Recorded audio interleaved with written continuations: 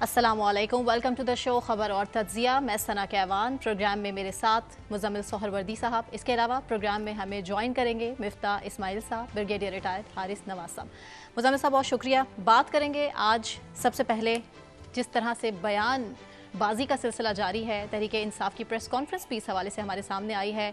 White paper जारी कर दिया गया है तहरीके इंसाफ की जानिब से इंतखाबात में धांधली पर। इसके अलावा मौलाना फजल रहमान भी सड़कों पर निकल आए हैं। मिलियन मार्च उनकी जानिब से अनाउंस किया गया था। इजाज़त ना मिलने के बावजूद कराची में बड़ा पावर शो करने जा रहे हैं और इस्टेब्लिशमेंट की सियासत में मुदाखलत, इसके अलावा धांधली इंतखाबात में जो हुई है उसका वो एजेंडा ज़ेर बहस रहेगा मौलाना साहब के भी। इसके अलावा अगर देखा जाए तो हाफिज़ नईमुर रहमान ने भी कहा है कि अब हुकूमत का टफ टाइम स्टार्ट हो चुका है और क्या ये तमाम अनासर आड़े आ सकते हैं हुकूमत को गिराने में या नहीं। मुजम्मिल साहब आप ही से शुरू करूंगी। सबसे पहले क्या लगता है आपको, हुकूमत का टफ टाइम शुरू? देखिए, मेरे लिए तो सबसे ज़्यादा इम्पोर्टेंट आज आर्मी चीफ का बयान है। सही। आसिम मुनीर साहब ने कहा है कि एक तो उन्होंने कहा है कि हम अपनी आइनी हदूद बखूबी जानते हैं और दूसरों से भी आइन की पासदारी का हम समझते हैं कि मुकद्दम रखने की तवक्को करते हैं। इसका मतलब उनका ख्याल है कि कुछ लोग आइन से तजावुज़ कर रहे हैं। कौन? ये अब आसिम मुनीर साहब से पूछना पड़ेगा कि उनके ख्याल में कि दूसरों से भी आइन की पासदारी मुकद्दम रखने का हम ख्याल रखते हैं। दूसरा जो उन्होंने कहा है ना कि आइन में आज़ादी राय पर आज़ादी इज़हार राय की वाज़ेह हदूदों का यूद मौजूद है, आर्टिकल 19 के तहत ना, और दूसरों पर आप उंगलियां नहीं उठा सकते। मेरे ख्याल में ये इशारा उन्होंने सोशल मीडिया की तरफ किया है। इससे पहले भी आर्मी चीफ जो हैं वो सोशल मीडिया के हवाले से अपनी राय का इजहार कर चुके हैं कि वहाँ जो ट्रोलिंग है, बिलखसूस जो फ़ौज के ख़िलाफ़ प्रोपेगेंडा है, इस सारे पर वैसे भी पाकिस्तान में एक्स पे इस वक्त पाबंदी भी है। तो इसलिए इस सारे के तनाजुर में जो आज उन्होंने गुफ्तगू की है वो उनकी सोच के भी अक्कास है कि वो सोशल मीडिया के बारे में क्या राय रखते हैं और उनके ख्याल में आर्टिकल 19 के जो जिक्र है और जो उनके और जो सोशल मीडिया के हवाले से नई कानून साजी की बात हो रही है। तो आज आर्मी चीफ की जो गुफ्तगू है उससे उस तरफ वाज़ेह इशारा है कि वो उसको आज़ादी इज़हार राय नहीं समझते जो सोशल मीडिया पे किया जा रहा है। इल्ज़ाम अच्छा, चीफ जस्टिस साहब भी, मुजम्मिल साहब, सोशल मीडिया को प्रोपेगेंडा मीडिया ही कहते हैं। ये सोशल मीडिया से बहुत तंग है हमारे इदारे भी और कुछ सियासतदान भी। इसे तो कंट्रोल करके मामलात का हल नहीं निकाला जा सकता ना। आप एक्स को बंद कर दें, मजीद वेबसाइट्स को ब्लॉक कर दें। एक्स बंद है लेकिन फिर भी आर्मी चीफ अपने तहफ़्फ़ुज़ात का इज़हार दे रहे हैं। यहाँ तो एक्स बंद करके उनको तहफ़्फ़ुज़ात का इज़हार ना करना पड़े ना। अगर तहफ़्फ़ुज़ात एक्स बंद करके भी अपनी जगह मौजूद हैं तो इसका मतलब है मसले का हल ना हुआ। अच्छा। और मसला भी अपनी जगह मौजूद है तो उन्होंने ये कहा है ना। उन्होंने कहा है कि जो इज़हार राय, तो इसलिए मैं समझता हूँ एक तो जो आर्मी चीफ की राय है डिजिटल सोशल मीडिया की तरफ, वो आज फिर एक दफ़ा सामने आई है और वो ख़तरे की घंटी बजा रही है कुछ हमारे यूट्यूबर्स के लिए और कुछ सोशल मीडिया ट्रॉल्स के लिए। तो हम उनको यही कह सकते हैं कि आप थोड़ा, मेरा मतलब है कि हाथ हल्का कर दें। आपकी वजह से सारा सोशल मीडिया बंद हो जाएगा।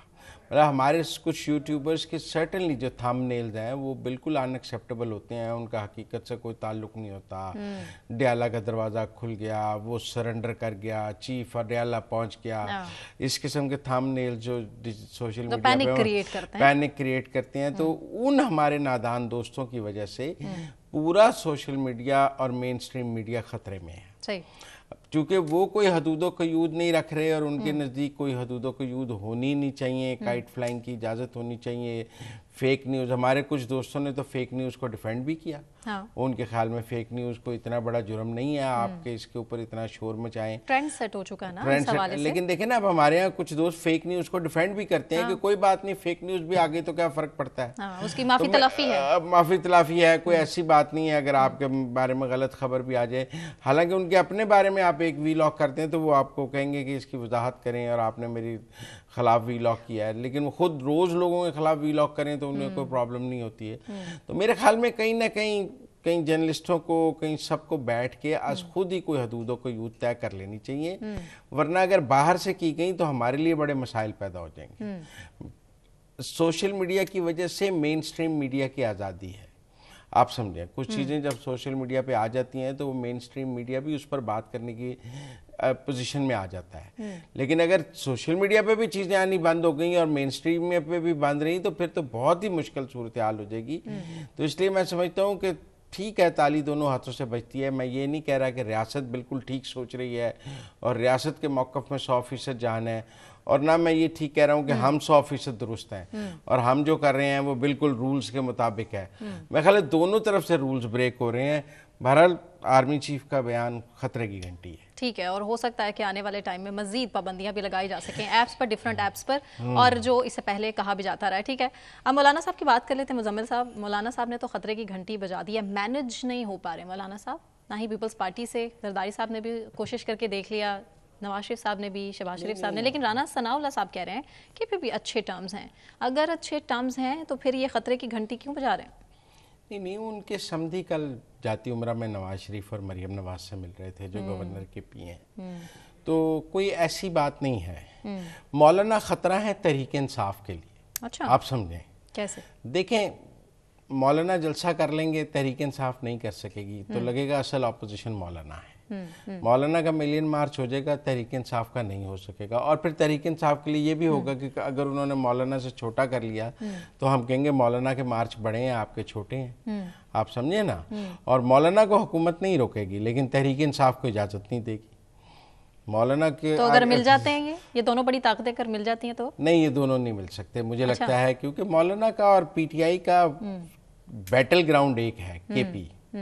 और जब तक वो बैटल ग्राउंड एक है, मौलाना ने केपी पीटीआई से छीनना है, कोई नून लीग और पीपल्स पार्टी से तो नहीं छीनना। और गंडापुर साहब की तो गंडापुर से डेरा इस्माइल खां की सीट उनकी पीटीआई की वजह से खतरे में है, कोई नून और पीपल्स पार्टी की वजह से खतरे में नहीं है। तो इसलिए मैं समझता हूँ कि उनका जो केपी का बैटल ग्राउंड है पीटीआई के साथ है, ना पीटीआई उनके साथ जा सकती है ना वो पीटीआई के साथ जा सकते हैं। इसीलिए जो पीटीआई ने 6 जमातों का इत्तेहाद बनाया है उसमें मौलाना नहीं है, और जो मौलाना अपने मार्च कर रहे हैं उसमें पीटीआई नहीं है। तो मुझे लगता है ये दोनों अलग अलग अपनी अपनी सियासी कार्रवाइयाँ करते रहेंगे। तो जिससे हुकूमत के लिए खतरा नहीं होगा, खतरा होगा इकट्ठे होने में। लेकिन चूंकि अभी इकट्ठा नहीं हो रहे तो लिहाजा गवर्नमेंट के लिए तो ये बफर जोन है मौलाना। और मैं समझता हूँ कि मौलाना की जो सरगर्मियाँ हैं, मिलियन मार्चेज हैं, उससे ये भी लगेगा कि जमहूरियत है, पूरी आज़ादी है, आप जो मर्जी करें। और कहेंगे जी पीटीआई तो 9 मई में बड़ी मुलव्वस है, इसलिए पीटीआई को रोका जा रहा है। तो इसलिए मेरे ख्याल में ये मौलाना को इजाज़त दी जाएगी और पीटीआई को रोका जाएगा। लेकिन मौलाना साहब अब जो एतराज़ात उठा रहे हैं इस्टेब्लिशमेंट की सियासत में मुदाखलत पर, इससे पहले मौलाना साहब ने इस तरह के एतराज़ात पहले क्यों नहीं उठाए? नहीं, 2018 में भी किए उन्होंने। अच्छा, वो वाहिद थे जो 2018 में हलफ ना लेने के हक में थे। और आप लेकिन शिद्दत इख्तियार करती जा रही है उनकी। जी 2018 की निस्बत हार ज़्यादा बढ़ी है ना 2024 में। 2018 में निस्बतन कम हारे थे और सीटें ज़्यादा थीं, केपी में भी बेशक हुकूमत नहीं थी, लेकिन 2024 में उनके पास 2018 की निस्बत सीटें भी कम हैं, 2018 की निस्बत वो ज़्यादा हारे भी हैं। लिहाजा 2018 की निस्बत उनकी ज़ुबान में तलखी भी ज़्यादा है। उनको गिला, हालांकि गिला होना नहीं चाहिए। केपी की निगरान हुकूमत उनकी मर्जी की थी, उनकी मर्जी की निगरान हुकूमत ने इलेक्शन कराए हैं। उनके समधी गवर्नर थे, आज भी गवर्नर है। मुझे समझ नहीं आ रही कि वो गिला किससे कर रहे हैं। उनकी तो अब पूरी निगरान गवर्नमेंट उनकी जेब में थी केपी की, तो अगर वो हारे हैं तो अपने समधी से गिला करें। मुझे नहीं समझ आ रही, जो गवर्नर है और गवर्नर होकर कुछ नहीं कर सके, तो मेरे ख्याल में बहरहाल उनकी मर्जी है। वो इस वक्त तो इस्टेब्लिशमेंट से गिला कर रहे हैं, लेकिन वो भी बैलेंस इफेक्ट है। मेरा ख्याल है इस्टेब्लिशमेंट को उनके गिलों से प्रॉब्लम नहीं है। जो आर्मी चीफ की भी आज की गुफ्तगू है वो मौलाना के लिए नहीं है, वो पीटीआई के ट्रॉल्स के लिए। अच्छा, ठीक है ना, लेकिन तहफ़्फ़ुज़ात तो एक जैसे ही है ना। मौलाना साहब के उठा के देख लें, हाफिज़ नईमुर रहमान साहब के देख लें, तहरीक इंसाफ के देख लें। मौलाना की गुफ्तगू से एस्टेब्लिशमेंट उस तरह नाराज नहीं है जिस तरह बानी पीटीआई की गुफ्तगू से नाराज है। मौलाना की गुफ्तगू से वो तहफ़्फ़ुज़ात नहीं है जो पीटीआई की सोशल मीडिया से तहफ़्फ़ुज़ात हैं। तो आप इन दोनों चीज़ों को फ़र्क समझ के हमें आगे बढ़ना होगा। ठीक है, इसीलिए राना सनाउल्लाह कहते हैं कि वो उनसे हमारे अच्छे ताल्लुकात हैं, उनके साथ हल्का हाथ रखा जाएगा, उनके साथ सख्ती रखी जाएगी। लेकिन फिर भी मैनेज नहीं हो रहे, ये तो वही का नहीं, अभी मैनेज करने की जरूरत भी नहीं है। अच्छा। उनका हाँ, क्या जरूरत है? वो जो कर रहे हैं उससे हुकूमत को क्या नुकसान है? आप समझे ना। मेरे ख्याल में तो बहुत बड़ी बड़ी है, वो पीटीआई के बैलून में से हवा निकाल रहे हैं जरूर। उससे ज्यादा अच्छी बात करके, उससे ज्यादा सख्त बात करके वो पीटीआई को सप्रेस कर रहे हैं। अच्छा। और मैं समझता हूँ कि वो ज्यादा फोर फ्रंट पे मैं और आप उनको डिस्कस कर रहे हैं। तो इसलिए मेरे ख्याल में वो ठीक स्ट्रेटेजी है, उनको फोर फ्रंट पे रहना चाहिए और पीटीआई पीछे जानी चाहिए। लेकिन पीटीआई की वहीं जो है बात लेवल प्लेइंग फील्ड की बात भी कर रहे हैं, वाइट पेपर भी जारी कर दिया है और कहा है कि जो धांधली हुई है, जो मैंडेट चोरी हुआ है, फॉर्म 45 फॉर्म 47 का मसला हल होने को नहीं आ रहा, उस पर खामोश नहीं बैठेंगे। अडियाला जेल से भी बानी पीटीआई की स्टेटमेंट क्लियर है, क्लियर कट। अली नवाज गंडापुर साहब भी इस हवाले से क्लियर कर चुके हैं। अब तहरीके इंसाफ अगर वाइट पेपर जारी कर चुकी है, अगर इन केस फ्यूचर में मौलाना साहब से मिल भी जाते हैं, हाफिज नईमुर रहमान के सपोर्ट है, इसके अलावा 6 जमाती अपोजिशन इत्तेहाद हमारे सामने है, हुकूमत को कितना टफ टाइम देंगे? नहीं, देखें, पहली बात तो ये है कि जब तक मौलाना और पीटीआई ना मिलें तब तक टफ टाइम नहीं है, मैं फिर कहना चाहता। और दूसरी बात ये है कि जो तहरीक इंसाफ का वाइट पेपर है और वो उनका फॉर्म 45 47 की बात है, दिन ब दिन वो बात कमज़ोर हो रही है। देखें, अच्छा। जो इंतखाबात के नताइज हैं वो आलमी सतह पर कबूल कर लिए गए हैं, दुनिया के तमाम हुकूमतों ने उनको कबूल किया है। मौलाना फजलुर रहमान ने भी तमाम तर तहफ़्फ़ुज़ात के बावजूद पार्लियामेंट में आके हलफ ले लिया है, पीटीआई ने भी हलफ ले लिया है। तो एक निज़ाम तो चल गया है, जैसे 2018 का निज़ाम चल पड़ा था आरटीएस बैठने के बावजूद, ऐसे ही 2024 का निज़ाम भी चल पड़ा है और सब ने उसके नताइज को कबूल कर लिया। जब आप पार्लियामेंट में आ जाते हैं, अब सवाल ये है कि एहतजाजी तहरीक, क्या पीटीआई जो गंडापुर साहब बात कर रहे हैं कि मैं इस्लामाबाद पर कब्जा कर लूंगा, हमारा हक ना दिया गया, मेरे लीडर को ना छोड़ा गया, तो हम अडियाला से उनकी वापसी कर लेंगे, तो क्या ऐसा कुछ होगा? मुझे नहीं लगता ऐसा कुछ होगा। मेरे ख्याल में these are just things for the gallery, ये सिर्फ हमारे सुनने के लिए हैं, वो अपना एक माचू इमेज बरकरार रखना चाहते हैं, लेकिन ऐसा करेंगे कुछ नहीं। मुझे लगता है पीटीआई में जो मुफाहमती ग्रुप है वो इस वक्त ताकतवर है। और देखें ना, गंडापुर साहब ने रमज़ान में एक इफ्तारी कोर हेडक्वार्टर में भी जाके की पूरी कैबिनेट के साथ, उसके अलावा भी वो SIFC के इजलासों में भी बैठ रहे हैं, वज़ीर आज़म को भी मिले हैं, तो कहीं ना कहीं निज़ाम के साथ वो चलने की कोशिश भी कर रहे हैं। हमें उनके अमाल को देखना चाहिए, गुफ्तगू को नहीं देखना चाहिए। उनके अमाल पॉजिटिव हैं, गुफ्तगू पॉजिटिव नहीं है। लेकिन एक बार फिर से तहरीक इंसाफ ने चीफ इलेक्शन कमिश्नर के इस्तीफे का मुतालबा कर दिया। अब आपको लगता है कि ये बढ़ सकता है प्रेशर? नहीं, चीफ इलेक्शन कमिश्नर ये आग का दरिया अबूर कर चुके हैं इस्तीफे वाला ना। जब फवाद चौधरी और बानी पीटीआई रोज जलसों में उनको ललकारते थे, देखिए उन बानी तहरीक इंसाफ का और चीफ इलेक्शन कमिश्नर का तनाज़ा डस्का के इलेक्शन से शुरू हुआ। अच्छा, जब उन्होंने डस्का के इलेक्शन में धांधली पकड़ी और उसको कहा कि ये इलेक्शन दोबारा होगा, तब बानी पीटीआई ने उनके खिलाफ तकारीर शुरू की, फवाद चौधरी ने उनके खिलाफ तकारीर शुरू की। वो तनाज़ा तब से चल रहा है। लेकिन मैं समझता हूँ कि चीफ इलेक्शन कमिश्नर को तहरीक इंसाफ के मुतालबात से कोई फ़र्क नहीं पड़ता। अच्छा, फवाद चौधरी का जिक्र छेड़ दिया आपने, उनकी स्टेटमेंट मैं आपके सामने रखती हूँ, तज्जिया कीजिएगा। कह रहे हैं कि जी बानी पीटीआई अगर डील कर लें तो वो शहबाज शरीफ बन जाए, नवाज शरीफ बन जाए। मतलब उनको इस तरह की स्टेटमेंट देनी चाहिए, वज़ीर आज़म बन जाए ना। वो यही कह रहे हैं कि अगर बानी पीटीआई डील कर लें तो शहबाज शरीफ बन जाए, तो मुल्क के वज़ीर आज़म बन जाए ना, जो वो बनना चाहते हैं ना। आप मेरी बात समझें, ये तो शहरियार अफरीदी ने भी कहा कि हम बात तो आर्मी चीफ और DG ISI से करना चाहते हैं। आप वैसे भी इन प्राइवेट पीटीआई के किसी भी बंदे से पूछ लें तो वो कहेगा कि हमारी लड़ाई तो एस्टेब्लिशमेंट के साथ है, हम सुलह भी कोई डील भी नहीं है, कोई डील भी नहीं है, कोई डील भी नहीं है, कोई डील भी नहीं है। ये खबरें भी गर्दिश कर रही हैं। अब इस पर रोशनी डाली है कि वाकई कोई डील नहीं है या कोई ढील नहीं है। तरीके इंसाफ जो इस चीज का क्लेम कर रहे हैं कि जी बानी पीटीआई फिलहाल किसी किस्म की डील करने के लिए तैयार नहीं है, तो हकीकत क्या? नहीं, ये बात, ये एक कहने का एक अंदाज है आपका। मेरे ख्याल में दूसरी साइड से भी पूछ लें, वो बात करने के मूड में है। मेरा मतलब है शायद बानी पीटीआई तो बात करने के मूड में आ जाए अगर एस्टेब्लिशमेंट बात करने के मूड में आ जाए, लेकिन चूंकि एस्टेब्लिशमेंट ही बात करने के मूड में इस वक्त नहीं है, अभी हमें एस्टेब्लिशमेंट की जानिब से ऐसे कोई जेस्चर नहीं मिल रहे। बल्कि देखें ना, जो आर्मी चीफ की आज की गुफ्तगू है उसमें निशाना तो पीटीआई है और उनकी सोशल मीडिया और ट्रॉल्स हैं। तो इसलिए मैं नहीं समझता कि अभी तो देखें, तब आप बात करें जब आप तब बात करें जब एस्टेब्लिशमेंट बात करना चाह रही हो और बानी पीटीआई इनकार कर दें। अच्छा, अभी तो एस्टेब्लिशमेंट बात ही नहीं करना चाह रही तो बानी पीटीआई के इनकार का, ये वही बात है। ठीक है, एब्सोल्युटली नॉट। उन्होंने कहा अगर अमेरिका आपसे अड्डे मांगे तो आप क्या करेंगे? उन्होंने कहा एब्सोल्युटली नॉट। अमेरिकी कहते रहे कि भाई हमने मांगे ही नहीं है, एब्सोल्युटली नॉट का क्या सवाल है। अच्छा। इसी तरह आप एस्टेब्लिशमेंट से पूछे, वो कहेंगे हमने बात करने का कहा ही नहीं है, तो आप एब्सोल्युटली नॉट कैसे कहते हैं? यहीं से कंटिन्यू करेंगे मुज़म्मिल साहब, मुझे ब्रेक अनाउंस करना है। ब्रेक से वापस आने के बाद मिफ्ता इस्माइल साहब भी हमें ज्वाइन करेंगे। मईशत पर बात करेंगे कि कितनी बेहतर होती चली जा रही है मईशत, या फिर कोई इम्कान नहीं है मईशत बेहतरी के। पाकिस्तान की सूरत हाल क्या, इस पर बात, लेकिन एक ब्रेक के बाद हमारे साथ रहिए।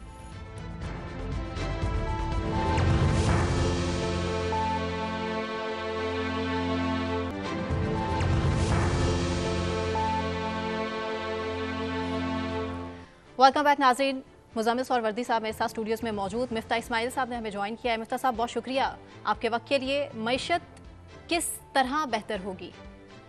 हमारे सामने है वज़ीर इत्तलात अता तारड़ साहब, ये कह रहे हैं कि आइंदा चंद माह में मईशत बेहतर हो रही है, जबकि इसके बरक्स जो बयान है वफाकी वज़ीर क़ानून आज़म रज़ीद तारड़ साहब का, वो कह रहे हैं कि पाकिस्तान की मौशी बहरान की दलदल दिन ब दिन संगीन होती जा रही है।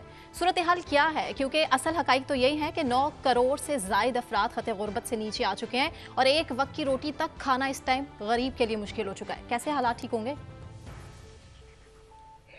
इत्तेफाक है ये है कि दोनों बातें जो की हैं तारड़ साहब ने और लॉ मिनिस्टर आज़म तारड़ साहब ने, दोनों बातें गैर मुनासिब नहीं हैं। मईशत के अंदर कुछ बेहतरी आ रही है। महंगाई जो पिछले साल इस महीने 35% थी, वो इस महीने सिर्फ 17% आई है। तो गो के ये कहना कि पिछले साल से अब भी 17% कीमतें बढ़ी हैं एक साल में, वो मतलब मुश्किल बात है, वो अच्छी बात नहीं है। लेकिन कम से कम जिस रफ्तार से बढ़ रही थी कि 35% सालाना बढ़ रही थी, वो कम हो गई है। मईशत में बहन देखें, हर मईशत के अंदर जो खबर होती है ना, वो एब्सोल्यूट्स नहीं होती हैं, उसके अंदर दोनों पहलू होते हैं। मिसाल के तौर पर अगर आप इस वक्त देखें तो हमारे जो किसान भाई हैं वो बड़े परेशान हैं क्योंकि हुकूमत जो है वो वीट नहीं खरीद रही है। लेकिन ऑन द अदर हैंड आप ये भी देखें कि जो 150 रुपए का वीट मिला था जब ये पीडीएम की हुकूमत गई थी, तो 150 रुपए का आटा मिल रहा था उस वक्त, वो आज 100 रुपए का हो गया, 100 रुपए से नीचे आटा हो गया है। तो कहीं पर किसान को थोड़ी सी मार लगी है, बिल्कुल लगी है, कोई डाउट नहीं है, उनके नफे में नुकसान हुआ या कहीं नुकसान में आ गए। लेकिन कहीं भाई आम शहरी अर्बन पुअर को फायदा भी हुआ है कि आटा सस्ता हुआ। इसी तरह मईशत के अंदर भी महंगाई बिल्कुल कम हुई है, लेकिन इस वक्त भी स्टेट बैंक ने कल एक बहुत संगीन गलती करी है अपनी, उनकी क्योंकि क्रेडिबिलिटी नहीं है IMF के सामने, इसलिए उन्होंने गलती की और उन्होंने इंटरेस्ट रेट कम नहीं किया। IMF ने भी उनसे कहा था कि ना करो, लेकिन इस बात पे अगर स्टेट बैंक के अंदर क्रेडिबिलिटी होती है और क्रेडिबल लोग होते तो IMF को समझा सकते थे कि ये इंटरेस्ट रेट कम करना ज़रूरी है, और ये इंटरेस्ट रेट कम नहीं किया, के ऊपर बड़ा बोझ पड़ रहा है और हुकूमत के खजाने के ऊपर बहुत बड़ा बोझ है। इसी तरह जो बात आज़म तारड़ साहब, मिफ्ता साहब, जब आप खुद वजीर खजाना थे, आप भी IMF की सारी बातें मान लेते थे, तो बेशक पॉलिटिकल कैपिटल का लॉस हो रहा होता था, पर आप कहते थे कि जाना IMF के साथ ही है। सरवर साहब, मैं क्योंकि खुद भी मैंने IMF में काम किया है, मोर इम्पोर्टेंटली मुझे इकोनॉमिक्स में एक PhD भी है, तो मुझे कुछ चीज़ें पता होती हैं जो इकोनॉमिक्स के लिए सही होती हैं। तो IMF की बात मानने की बात नहीं होती है। जब ये दुकानदारों पर मिसाल के तौर पर टैक्स लग रहा है, वो IMF की रिक्वायरमेंट नहीं थी, वो मेरी रिक्वायरमेंट थी। तो मैंने कहा था कि दुकानदारों के ऊपर टैक्स लगाना चाहिए। अब वो IMF भी कहता है। हम अपनी सही चीज़ें जब नहीं करते तो फिर दूसरे लोगों को आके ये कहना पड़ता है। उस वक्त वो IMF की बात नहीं मान रहा था। मैं ये समझता हूँ कि जब किसी नौकरी पेशा ऊपर या खातून के ऊपर हम 50,000 रुपए की आमदन के ऊपर हम उससे टैक्स लेना शुरू कर देते हैं, तो पाकिस्तान में उस वक्त 23 लाख दुकानदार थे NTDC के सिस्टम में और सिर्फ 30,000 टैक्स दे रहे थे, तो ये ज्यादती है। अगर पाकिस्तान में 3,000 से ज्यादा सोने की दुकानें और सिर्फ 20 दुकानें रजिस्टर्ड हैं, तो ये ज्यादती है। तो कुछ चीजें जो है ना वो इसलिए करनी चाहती हैं कि वो सही होती हैं। IMF की बात इस तरह नहीं माननी होती है कि अगर IMF गलत बात भी कह रहा है तो उससे आप बहस ना करें। एक चीज जो मुझको और शहबाज शरीफ को नहीं मानने का बिल्कुल दिल था, और वो बात थी कि जो टैक्स रेट्स हैं इंडिविजुअल्स के वो बढ़ाए जाएं और नीचे तक लेके जाएं। वो हम लोग आखिर तक जिद करते रहे, लेकिन वो एक पहले से वादा हुआ था तो वो मजबूरन थी। लेकिन जो पेट्रोल की कीमतें बढ़ानी थी क्योंकि हुकूमत दिवालिया हो रही थी और हुकूमत के चलाने का खर्चा जो 40 अरब रुपए होता है उससे 3 गुना ज़्यादा 110 अरब रुपए हुकूमत खर्चा कर रही थी।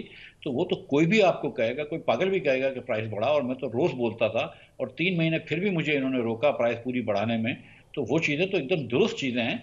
IMF की आप दुरुस्त बातें ज़रूर मानें, लेकिन इसका ये मतलब नहीं है कि आप जो IMF अगर गलत बात कर रहे हैं तो वो भी माने। और मैं इस तरह की बात जो आपने की है ये मेरे ख्याल से मुनासिब नहीं है। मैं माजरत के साथ कहता हूँ कि IMF की मैं हर बात मानता था। IMF की जो बात सही हो लगती थी मुझे वो मानता था। लेकिन अगर मैं अब आपसे एक और सवाल पूछूं, एक और बहुत लोग आजकल तकाबली जायजा करते हैं, कंपैरेटिव एनालिसिस करते हैं इसहाक डार और औरंगजेब साहब का। आप करते हैं इसहाक डार का और डॉक्ट्राइन ऑफ इकोनॉमिक्स और औरंगजेब साहब की परफॉर्मेंस का? आपको क्या कंपैरेटिव एनालिसिस लगता है दोनों का? देखिए, डार साहब, जब मुझे हटाया था डार साहब को लाने के लिए, तो अक्टूबर में IMF आने वाला था और अगला एग्रीमेंट होने लगा था, और उस वक्त हम एकदम पटरे पे बैठे थे। बड़ी मुश्किल से पेट्रोल की कीमतें बढ़ाने दी थी उन्होंने, वो बढ़ गई थी, सब चीज़ें सही हो गई थी। एक मरतबा डॉलर नीचे आ गया, लेकिन फिर मियाँ साहब मीटिंग से ऊपर चले, बाहर निकल के चले गए। मरियम बीबी ने उसका ट्वीट भी कर दिया, उसको फिर कॉन्फ्रेंस हुआ, सब कुछ हुआ। उसके बाद जब डार साहब अक्टूबर में आए तो 4 महीने तक डार साहब ने 229 रुपए का डॉलर ज़बरदस्ती रखा। ना हमारे पास पैसे हैं कि उसको बैक कर सकें, हम इंपोर्ट रोकते थे और बोलते थे नहीं 229 का हो। उसकी वजह से जमील साहब जो गवर्नर थे, जो उन्होंने डार साहब की बात मानी और अपनी इंडिपेंडेंस पे नहीं रहे और अपनी क्रेडिबिलिटी जीरो कर दी उन्होंने और डार साहब ने अपनी क्रेडिबिलिटी इंटरनेशनल इंस्टीट्यूशन में मजीद खत्म कर दी। और उसके बाद जो परेशानी पाकिस्तान में हुई, 300 के ऊपर डॉलर गया, इसलिए गया कि लोगों के अंदर डिफॉल्ट का रिस्क पड़ गया। औरंगजेब साहब एक आए हैं, अच्छे आदमी हैं, उन्होंने जाके ये नहीं कहा कि मैं उसको IMF को आंखें दिखाऊंगा। उन्होंने जाके IMF से बात करी, कुछ उनको अपनी बात समझाई होगी, कुछ उनकी बात समझी होगी और बातें कर रहे हैं। नेचुरली तो ये है ना कि आपने बैंक से लोन लेना है, IMF से, आपके पास दुनिया में कोई और लोन देने वाला नहीं है। You are now at your last legs. IMF के पास जाने का मतलब होता है कि ICU में जा रहे हैं। ये बात 23 मरतबा हम चले गए, ये कोई अच्छी बात नहीं है। पाकिस्तान की मईशत ग्रो नहीं कर सकेगी अगर आप बार बार ICU में जाएं। जो मरीज बार बार ICU में जाता है वो सेहतमंद नहीं होता है, लेकिन कम से कम मौत से बचा हुआ है। लेकिन मुफ्ता साहब, इसके अलावा पाकिस्तान के पास कोई और ऑप्शन भी बाकी नहीं है। सऊदी अरब की अगर एग्जांपल उठा के देख ली जाए, इन्वेस्टमेंट के लिए इंटरेस्ट शो कर रहा है सऊदी अरब, लेकिन उसके बावजूद हमें लगता है कि हालात बेहतर हो पाएंगे। देखिए, ये कहना कि पाकिस्तान के पास कोई ऑप्शन नहीं है, ये बात तो एकदम डिफीटिस्ट है ना। इस वक्त ठीक है आप IMF के पास जाएं, लेकिन क्यों बांग्लादेश के पास हमसे ज्यादा वसाइल हैं। जब अलग हुए थे 1970 के अंदर, तो बांग्लादेश की एक एवरेज इनकम जो थी वो हमसे आधी थी, वो आज हमसे क्यों अमीर हो गया है। हिंदुस्तान के पास कौन से ऐसे ज़खायर हैं। श्रीलंका ने बैंकरप्सी करी, अब बाहर आ गया, लेकिन मतलब नेपाल क्यों बैंकरप्ट नहीं हुआ। ये अफ्रीका के सारा मुल्क, इतने सारे मुल्क क्यों बैंकरप्ट नहीं होते। ये हमारी हुक्मरानी की गलतियां हैं, ये हमारी अपनी गलतियां हैं जिसके तहत हम इसको भुगतते हैं। जिस दिन आप मईशत अपनी ठीक चलाना शुरू कर देंगे, एक 3 साल के IMF के प्रोग्राम के बाद उसको आप आखिरी प्रोग्राम करके आप आगे निकल जाएंगे, फिर आप ग्रोथ की तरफ जा सकेंगे। लेकिन आपने कभी मईशत ठीक चलाने की कोशिश नहीं करी। शुरू में कहा कि इतनी सी गुजारिश सुन लीजिए कि आप अशराफिया के ऊपर टैक्स लगाने से बिल्कुल इसका सलूशन नहीं है। ट्रू, नहीं लगाते, कल्चर के ऊपर टैक्स लगाते, आप जो दुकानदारों के ऊपर टैक्स नहीं लगाते। आपके पास जिनकी गर्दन पतली है, जो गरीब लोग जो नौकरी करते हैं, उनके ऊपर टैक्स लगा देते हैं। वो जो ड्राइवर और मासी और वो साधन खरीदते हैं तो उसके ऊपर टैक्स लगा देते हैं। इस तरह मुल्क नहीं चलते। जब अगर आप जिस दिन पूरे पाकिस्तान के लोगों के लिए मुल्क चलाएंगे तो फिर ये सही चलना शुरू हो जाएगा। आपको लगता है IMF से अगला कॉन्ट्रैक्ट हमारा जो है वो जून जुलाई तक हो जाएगा? और अब भी तो हमने डॉलर 280 278 पर रखा हुआ है ना। आप कह रहे हैं 229 पे रखा, गलत किया, लेकिन अब भी अगर $5 बिलियन सुप्रीम स्टेट बैंक ना खरीदता तो लोग कहते हैं 240 पे आ जाता। तो अब भी तो हमने 278 पे उसको रखा ही हुआ है ना। नहीं, ये एकदम देखें, ये अगेन अंडरस्टैंड इकोनॉमिक्स। एक चीज़ थी कि आपने 229 रुपए पे आपने कहा बस इस पे बेचेंगे, इस पे खरीदेंगे बस, वरना कुछ काम ही नहीं करेंगे। इस वक्त स्टेट बैंक इसलिए खरीद रहा है डॉलर कि स्टेट बैंक डॉलर खरीद सकता है, मार्केट में गुंजाइश है। और स्टेट बैंक अगर ये डॉलर नहीं खरीदता और अगर 8 बिलियन की, इस वक्त 8 बिलियन के रिजर्व हैं। आप सोचें कि 8 बिलियन इतने कम पैसे होते हैं कि हमारा 1 महीने का, 1.25 महीने का इम्पोर्ट है। ये मतलब आप जाके देख लीजिए कि कितने हमारे हिंदुस्तान के जो है वो 600 बिलियन के ऊपर इंपोर्ट का रिजर्व है। तो 8 बिलियन के रिजर्व ना होने के बराबर हैं। अगर स्टेट बैंक ये डॉलर नहीं खरीदता और अगर हम 3 बिलियन पे आ जाते मिसाल के तौर पर, तो ये 370 रुपए का रुपया हो जाता, क्योंकि लोगों को फिर डिफॉल्ट नजर आता। तो ये तो स्टेट बैंक की सही पॉलिसी है कि जब आपके पास पैसे नहीं है तो डॉलर खरीद लो। लेकिन देखिए, गुजारिश ये समझिए कि जब हम डॉलर को फिक्स करते हैं तो हम इंपोर्ट चीज़ें सस्ती कर देते हैं, एक्सपोर्ट महंगी कर देते हैं। जब एक्सपोर्ट करना मुश्किल कर देंगे तो एक्सपोर्ट नहीं बढ़ती। इसीलिए पाकिस्तान और वियतनाम का एक्सपोर्ट 1992 में बराबर था। आज उनका 371 अरब रुपए डॉलर का एक्सपोर्ट है और हमारा 31 अरब डॉलर का एक्सपोर्ट है।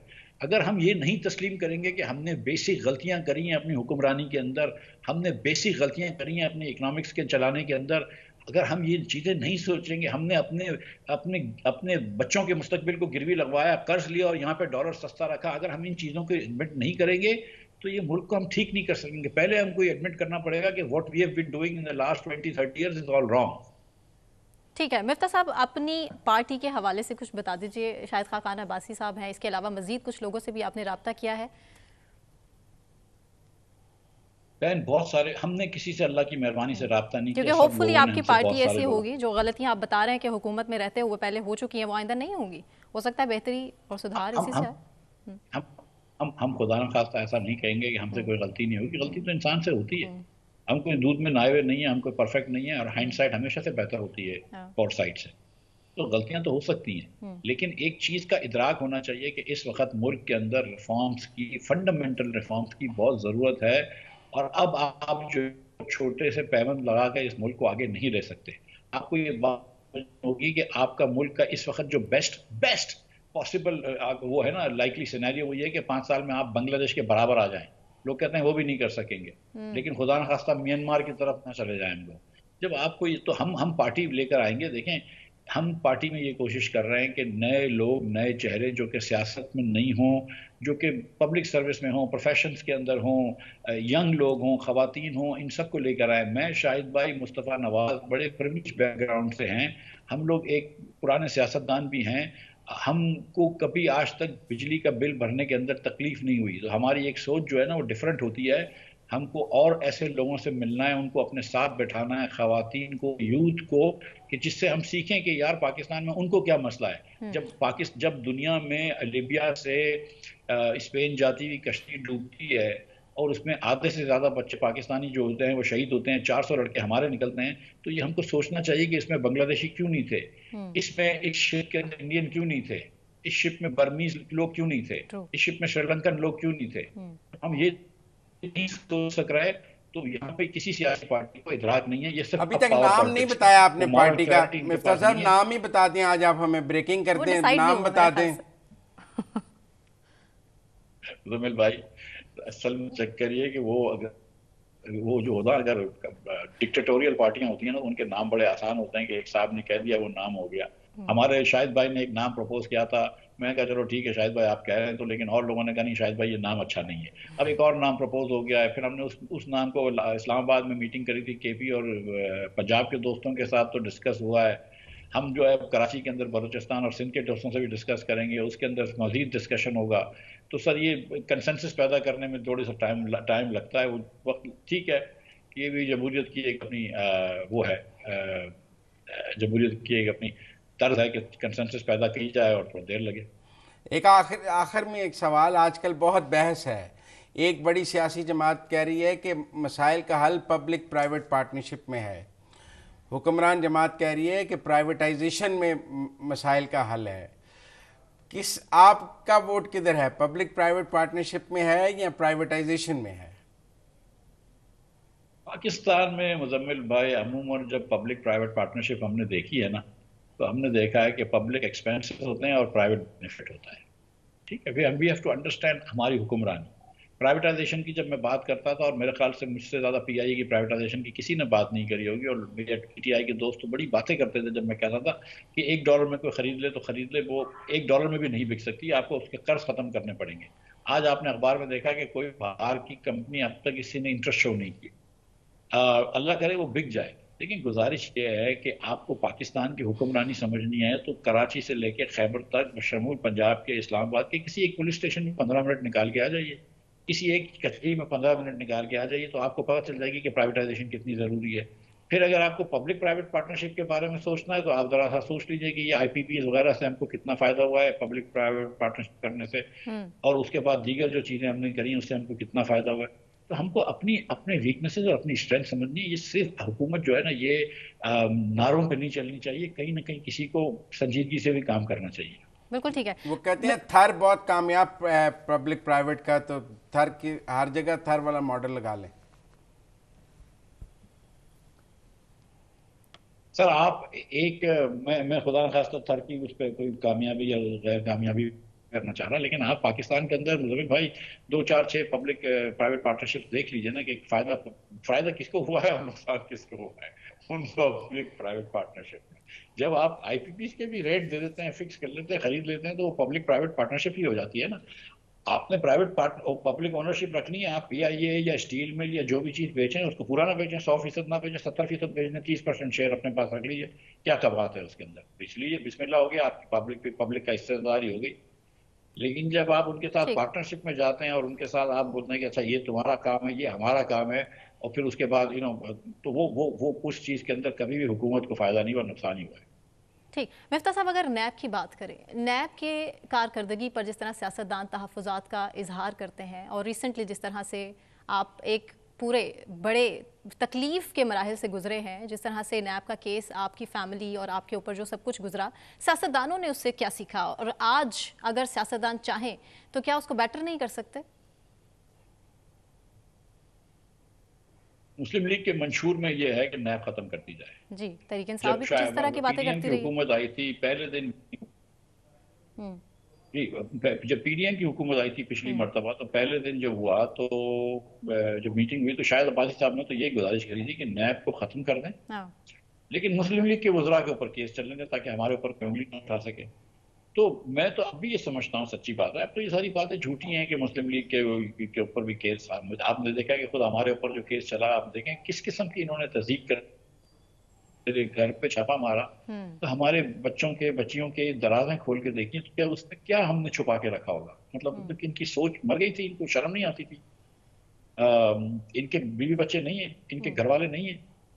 तो जब ये आप इस किस्म की हरकत करते हैं तो जरा सा सोचना चाहिए कि इस इदारे का क्या फायदा हुआ है। मुजम्मिल भाई, आपको याद होगा कि जब मुशर्रफ साहब ने बनाई थी तो पहला नैब का जो कारनामा था वो फैसल साले हयात की लॉयल्टी चेंज कराना था और पीपल्स पार्टी पेट्रियट बनाना था जी।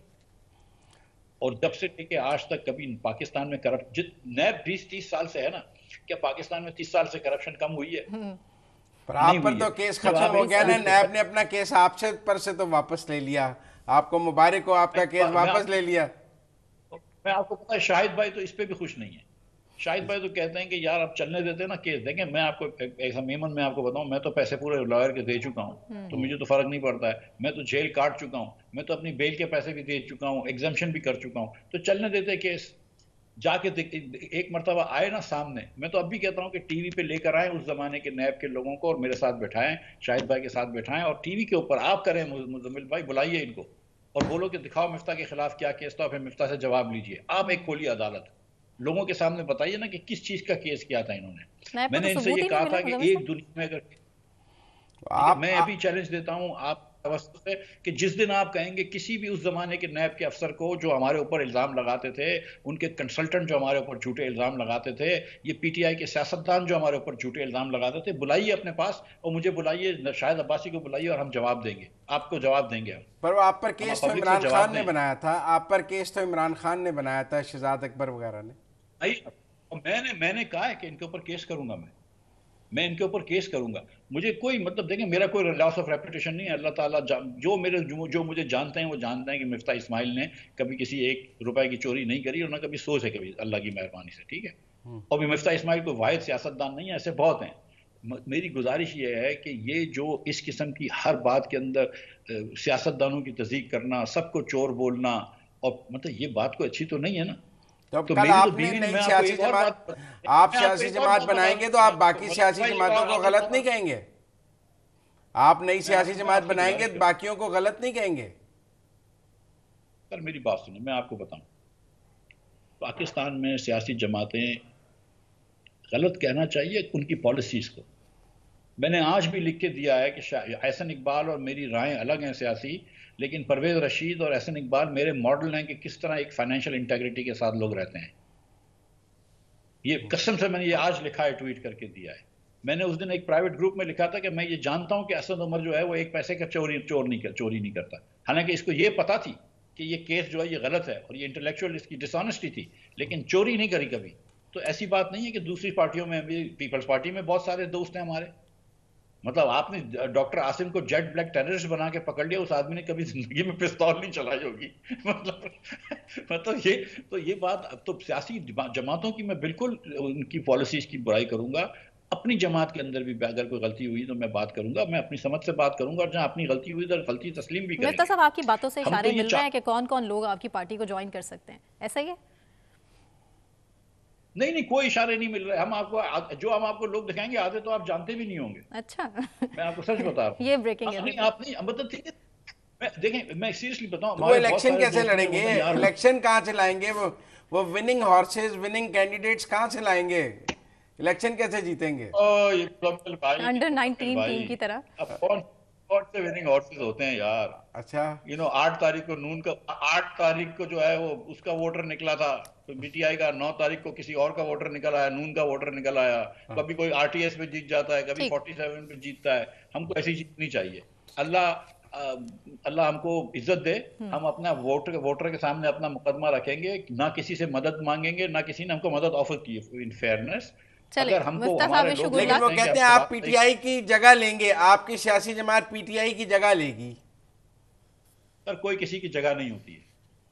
ये मुल्क जो है वो किसी का नहीं है मुझसे ज्यादा। जितना मेरा है उतना उनका। मैं अपनी बात को सामने रखूंगा। अगर लोगों को पसंद आए तो ठीक है, नहीं आए तो अल्लाह बढ़ाए। ठीक, मुझे ब्रेक अनाउंस करना है। मिफ्ता इस्माइल साहब, बहुत शुक्रिया आपके वक्त के लिए। मुज़म्मिल साहब मेरे साथ प्रोग्राम में मौजूद हैं। ब्रेक अनाउंस करनी है, ब्रेक से वापस आने के बाद कंटिन्यू करेंगे। हमारे साथ रहिए।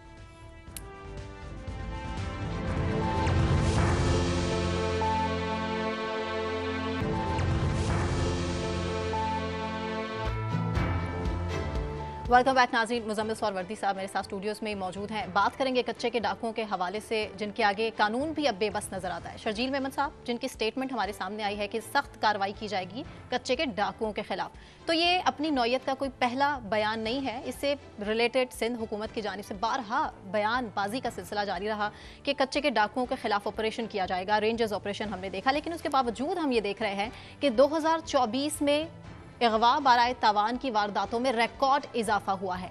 जो इलाका मकीन हैं, जो लोग हैं जो इससे सफ़र हो रहे हैं, उनका यही मानना है कि जो कच्चे के डाकू हैं उनकी सरपरस्ती ये सियासतदान ही करते हैं, जो शायद यही वजह है कि इन पर उस तरह से हाथ नहीं डाला जाता जिस तरह से डाला जाना चाहिए। हमारे साथ मौजूद हैं ब्रिगेडियर रिटायर्ड हारिस नवाज साहब। हारिस नवाज साहब, बहुत शुक्रिया आपके वक्त के लिए। क्या कहेंगे इस हवाले से कि अभी तक ऑपरेशन पे ऑपरेशन, लेकिन उसके बाद हम देख रहे हैं कि कार्रवाइयां मुकम्मल नहीं हो पा रही, उस तरह से इनका खात्मा नहीं किया जा रहा कच्चे के डाकुओं का जिस तरह से होना चाहिए। क्या समझते हैं? ब्रिगेडियर साहब, जरा सवाल मैं भी एक कर लूं, साथ ही इकट्ठे जवाब दे दीजिएगा। आप जब वजीर दाखिला बने तो आपने ये कहा कि जो सियासी हुकूमत थी उसकी वजह से लॉ एंड ऑर्डर के मसाइल थे। अब जो सियासी हुकूमत आई है वो कहती है कि हम निगरान हुकूमत की जो गलत पॉलिसियां हैं और गैर जिम्मेदाराना पॉलिसियों का खमियाजा भुगत रहे हैं आज कच्चे के डाकुओं में और कराची के स्ट्रीट क्राइम में। तो ये आप सारा करके दे गए हैं सिंध को खराबी। देखें, सना एंड आप दोनों को मुज़म्मिल साहब बात की है, 10 साल से पीपल पार्टी की हुकूमत है और अभी पीपल पार्टी की हुकूमत है। सेकंड, हमने आने के बाद बहुत सख्ती से, बहुत मेरिट के ऊपर सिक्योरिटी क्लियरेंस करा के हमने सब SHO की, DSP की और SP की और इवन DIGs की पोस्टिंग की थी। मैंने एज निगरान वज़ीर दाखिला एक भी ये SHO, DSP, SSP posting not at all. Rest assure, जिसने कहा आई टोल्ड IG मेरिट पे आपकी रिस्पॉन्सिबिलिटी है, यूर द कमांडर, आप पे इशू ये नहीं है। इशू देर सर्टेन अदर है। देखिए, एक इशू ये है कि हमारे वक्त में पूरे कच्चे में टोटल पानी के आइलैंड बने हुए थे, क्योंकि ज़ाहिर उस वक्त आपको याद होगा जब बरसात का मौसम होता है तो बहुत ज़्यादा कच्चे में पानी था। Even then when we came, हमने कच्चे में 0 अबडक्शन और रैंसम कर दिए थे, 0 वेरिफिकेशन। 2 लोग रह गए थे, वो भी एक बच्ची बड़ी पुरानी हुई थी। जितने हिंदू प्रैक्टिस हमने रिटर्न किया, जितने दूसरे लोग थे हमने किए, हनी ट्रैप में लोग हो जाते थे उनको हमने रिकवर किया। नेशनल हाईवे हमें ब्लॉक नहीं होने दी। मैंने यहाँ अनाउंस ये किया कि जी इशू और है, इशू ये है कि वहाँ पर आपके कुछ वडेरे जो हैं, जो इनके सरदार हैं, जो कि कुछ पॉलिटिक्स में, बाकी मैं नॉट टॉकिंग अबाउट ऑल, वो इनको हारिस नवाज साहब, कुछ वडेरों के कोई नाम हैं? आप कभी नाम नहीं लेते, कुछ कह के निकल जाते हैं। देखिए, इसलिए कि वहाँ 4-5 हैं ट्राइब्स हैं, जिस तरह मजारिज हैं, शर हैं, तेगानीज हैं, वो सुंदरानी हैं, इस तरह के और 4। ये मैंने उनको ये अनाउंस किया कि जी जिस सरदार तो objection rate came down. Second, इन्हीं के लोग हैं जो बात पक्के में बैठे होते हैं, जो इनकी आई और नीयत है, इनको बताते हैं सोन सो पिक करने, बड़ा अमीर आदमी हिंदू है, ये है वो उठा लें। ऑपरेशन हमें करने प्रॉब्लम से पानी खड़ा होता है। अब इस वक्त टोटल कच्चे में ड्राई हो चुका है, इट इज ऑल बिफोर। अब 1-2 महीने रह गए, ये ऑपरेशन भी देना है। आई एम श्योर कि TV rangers very professional, personally बहुत पुराना जानता हूँ, हम ये so they have to do all this. लेकिन इशू ये है कि वहां पर जो लोग पोस्टेड हैं वो कैसे हैं, लोकल पोस्टेड हैं। अब वो डेकॉय से डरते हैं कि अगर वो कोई एक्शन करते हैं तो वो उनकी फैमिलीज को तंग करते हैं। दे कच्चे के लोग they are at the mercy of this departments. हम बंकर बने, हम स्टैंड के लिए गांव में जाते हैं। ब्रिगेडियर साहब, कच्चे में पानी खड़ा था, आप ऑपरेशन नहीं कर सके। उस वक्त बरसात का पानी खड़ा था, लिहाजा आप ऑपरेशन नहीं कर सके। कराची में भी पानी खड़ा था कि आपके स्ट्रीट क्राइम इतना बढ़ाकर चले गए आप? कराची आप रेट लें, चेक करें कि मेरे पास ग्राफ है, मैं आपको भेज देता हूँ कि हम इतना क्राइम रेट कम किया। 125 रिक्वायर्ड स्ट्रीट क्राइम करते हुए हमने उनको मारा एनकाउंटर में। 150 के करीब जख्मी किए। हमने इतने अच्छे आईओ पोस्ट किए जो इन्वेस्टिगेशन ऑफिसर्स होते हैं कि वो हमने कॉलम डाल दिया। होता यह था कि क्रिमिनल पकड़ा गया, वीक प्रोसिक्यूशन, वीक इन्वेस्टिगेशन, वो कोर्ट ने उसको 2 हफ्ते की 3 हफ्ते सजा दी, छोड़ दिया। हमने कॉलम डाल दिया कि जी अब इसने पहले कितने क्राइम किए, पहले 4 दफा ये क्राइम कर चुके हैं, 5 दफा कर दिया, ताकि जज को पता हो कि वो ये आधी मुजरिम है। फिर हमने कहा जी कि जब आईओ करेगा तो प्रोसिक्यूटर इसको वेट करेगा प्रॉपर्ली के। अब जिन लोगों को सजाएं मिलेंगी वो बहुत फर्क होंगे। हमने कितनी गाड़ियां रिकवर की जो उठाई जाती थी, लेकिन साथ ही यहाँ के एक और प्रॉब्लम ये है ना, पर आपकी सारी इस्लाहात इतनी आर्जी थी कि आपके जाने के 1 महीने बाद क्राइम रेट फिर दोबारा ऊपर चला गया। इतनी आर्टिफिशियल थी आपकी सारी इस्लाहात। ऐसी बात ये है कि जब आपकी नई गवर्नमेंट आई है, अब उनकी प्रायोरिटी है, they understand better what to doing. देखें एसएचओस के, आप कभी जाके बोर्ड पे देखें डीएसपी के, 1, 2, 3 महीने से ज्यादा कोई एसएचओ डीएसपी नहीं रहता। 4 महीने 5 महीने तो उसको लगते हैं अपने एरिया को समझने के अंदर एनी पोस्टेड। आपका लॉन्ग टेन्योर करें, आप कम से कम 1.5 साल एक एसएचओ को, डीएसपी को, एसएसपी को रखें ताकि वो डिलीवर करे, अकाउंटेबल हो। फिर मेरिट पे पोस्टिंग करें, पॉलिटिकल पोस्टिंग करें। हर एक एमएनए एमपी चाहता है मेरा एसएचओ, मेरा डीएसपी हो, और एमएनए कहते हैं मेरा एसएसपी हो। ये जो इजलास हुआ है जिसकी सदर मुमलिकत ने सदारत की है, वफाकी वजीर दाखिला आए हैं, रेंजर्स बैठे हैं, एमक्यूएम भी बैठी है और पीपल्स पार्टी भी बैठी है, सिंध के सारे स्टेक होल्डर्स इकट्ठे बैठ गए हैं। कोई आपको लगता है इससे पॉजिटिव होगा? मुझे लगता है मजीद बंदरबांट हो जाएगी, हालात खराब हो जाएंगे। तेरह सौ दुनिया के बेस्ट रेजोल्यूशन वाले कैमरे, वो कैमरे जब लगेंगे उस वक्त का लेटेस्ट कैमरा लगेगा। उसके बाद 2000-3000 कैमरे जो पहले के पास हैं कि यहाँ कराची में पड़ी, वो हमने डफटेल हो गई, 6 महीने में रिजल्ट देंगे। लेकिन अभी तक आज की तारीख तक वो पैसा रिलीज नहीं हुआ, 2-2.5 महीने गुजर गए ना। दीज आर द स्नैक जो हमें इसको इम्प्रूव करने चाहिए। आज अदालत ने बड़ी सख्ती से कहा कि सेफ्टी को हंगामी हालत में इसको चलाए, फंड रिलीज करें ताकि एनआरटीसी। अच्छा हारिस नवाज साहब, इससे रिलेटेड पहले भी हम देख चुके हैं कि इससे जुड़ी स्टेटमेंट्स हमारे सामने आ चुकी कि सख्ती से निपटा जाएगा, कार्रवाई की जाएगी, लेकिन कम से कम अगवा बराए तावान की जो रकम है वो 1 करोड़ मांगी जाती है, और उसके बावजूद हम देख चुके हैं कि रेंजर्स, पुलिस, ये सिंध हुकूमत, दीगर हुकूमतें इसमें नाकाम ही रही हैं। ऑपरेशन की अगर सूरत हाल उठाकर देख लें, और जो इस टाइम कच्चे की सूरत हाल है, ये मामला हाथ से निकलता चला जा रहा है। क्या फौज को अब सीरियस नोट्स पर इस मामले को टैकल करना चाहिए? बिल्कुल फौज को नहीं आना चाहिए। It is doable by rangers and police. Let me tell you, rangers is very competent, police is very competent. हमने कोई 20-12.7 नहीं हमने डिमांड करके पैसा लोकेट हुआ है, वो पैसा रिलीज नहीं हुआ। वो लेटेस्ट गाने टोल पर बेहतर है, उनकी आगे पूरी कंप्राइज सेटअप है। आपने आराम से पीछे होकर बैठ के स्क्रीन पे देख के अपने फायर करना नहीं आ रही है। हमें ये चीजें एक्सप्लोइट करनी है। हमें drones we can get it, drone भी अवेलेबल हैं, वो इस्तेमाल करें। देखिए उन्होंने क्या किया है अवेलेबल ऑब्वियसली। ब्रिगेडियर साहब, एक आपके दौर में एक तासुर ये पैदा हुआ कि कच्चे का मसला पीपल्स पार्टी का है और कराची के स्ट्रीट क्राइम का मसला एमक्यूएम का है। ये दोनों इन मसाइल की बुनियादी वजह हैं। आज भी आप यही समझते हैं? नहीं, बिल्कुल ऐसी बात नहीं है। बात यह है कि कच्चे का हो या कराची का हो, ये सिंध का मसला है। Sindh government responsible, Sindh government you have to plan it irrespective ये सिंध का है या कराची का है, ये गवर्नमेंट इज रिस्पॉन्सिबल। मैंने यहाँ का हम लोगों का देखें, we have come and we were as a servant of people of Sindh, we were not कि हम इनके ऊपर हाकिम बन के बैठ गए। ये सोच खत्म कर देनी चाहिए। और इसके साथ आप इस वक्त देखेंगे ड्रोन आप कर सकते हैं, उसके बाद आपके पास 60 मिलियन मोटर्स हैं। इन्होंने फैमिलीज को ह्यूमन शील्ड बनाया हुआ है। आप 2 हफ्ते के लिए अखबार में एडवर्टाइज करें, टीवी पे एडवर्टाइज करेंगे, 2 हफ्ते का टाइम दे रहे हैं। All families have to be separated, they should go back, otherwise we going for operation. कहीं ना कहीं you have to compromise, okay, you have to accept it.